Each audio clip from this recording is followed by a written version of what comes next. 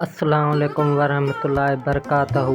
आज हम तशरीफ़ लाए हैं हज़रत बाबा सलाहुद्दीन की मज़ार पर, जो कि कोटड़ी में वाक़े है। चलो आपको दिखाते हैं।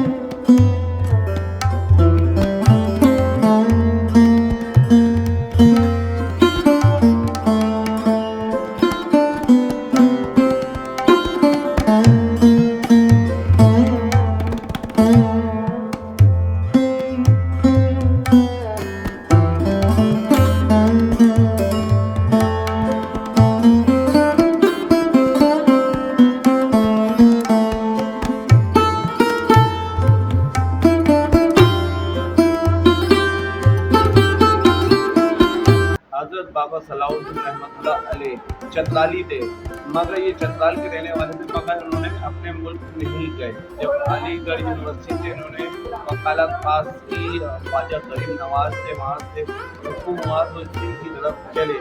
फिर ये काले पुल है कराची में, वहाँ पे पीर मुरीदी की उन्होंने।